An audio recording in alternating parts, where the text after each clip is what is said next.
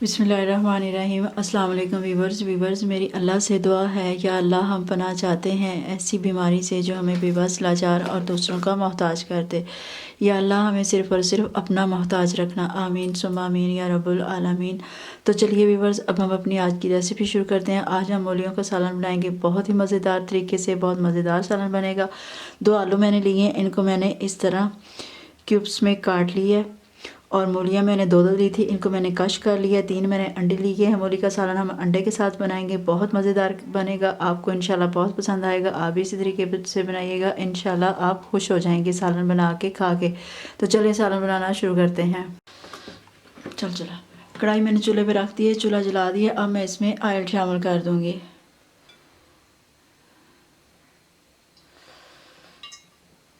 1 चम्मच भर के मैंने इसमें ऑयल का डाल दिया। तो अब हम ऑयल को गर्म होने देंगे। ऑयल गर्म हो गया है, अब मैं इसमें प्याज डालूंगी। 1 बड़ा मैंने प्याज लिया है और इसको मैंने लंबे स्लाइस में काट लिया। मूली का जो सालन पकाते हैं, इसमें एक तो प्याज थोड़ा सा ज़्यादा डाल लिया कीरे, और दूसरा जो प्याज स्लाइस में लंबे स्लाइस में काटते हैं, इससे मूली का सालन बहुत मज़े का बनता है। तो अब हम इसको फ्राई कर लेंगे।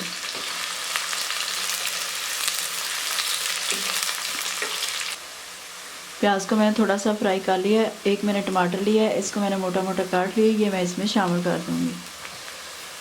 अब हम इसको भी थोड़ी देर पका लेंगे।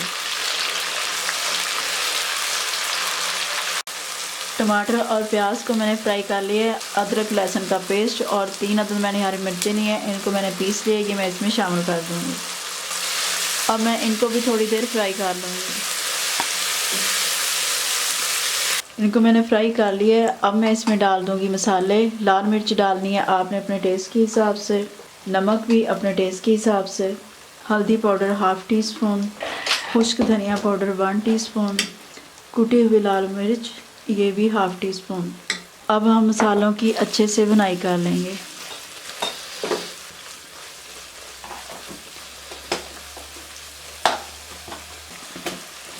मसालों को पानी लगा के मैं अच्छे तरीके से भून लूँगी।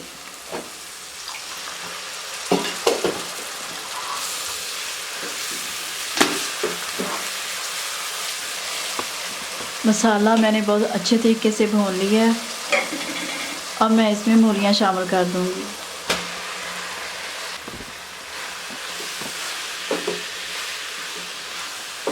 तकरीबन 2 से 3 मिनट तक मैं मूलियों को मसाले के साथ अच्छे तरीके से भून लूँगी।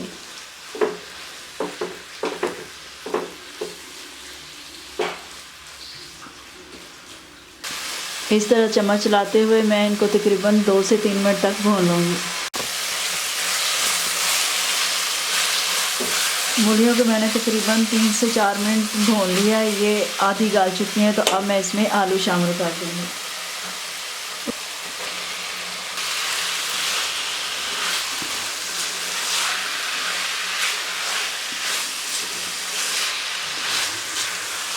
अब मूलियाँ और आलू इन दोनों की हम भुनाई कर लेंगे।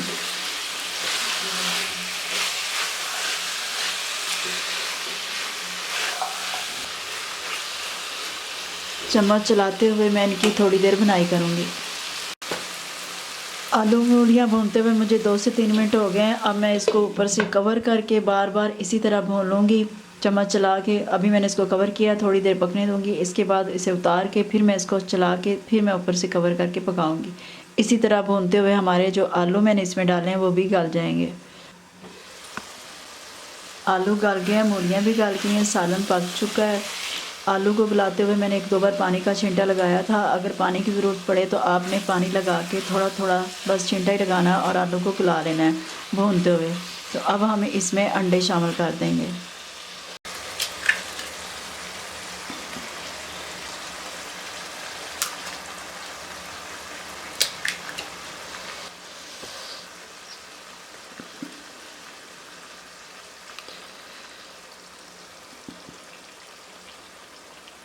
अंडों को हम इस तरह सालन के ऊपर फैला देंगे। आग मैंने बिल्कुल स्लो कर दी है।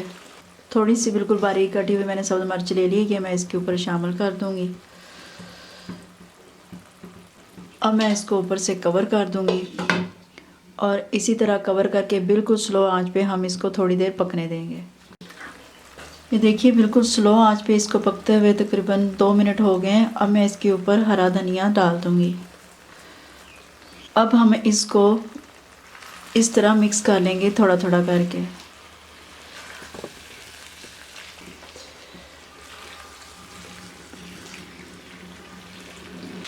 تھوڑا سا دھنیا میں نے بچایا تھا، وہ اب پھر میں اس کے اوپر ڈال دوں گی۔ اب ہم اس سارے سالن کو مکس کر لیں گے۔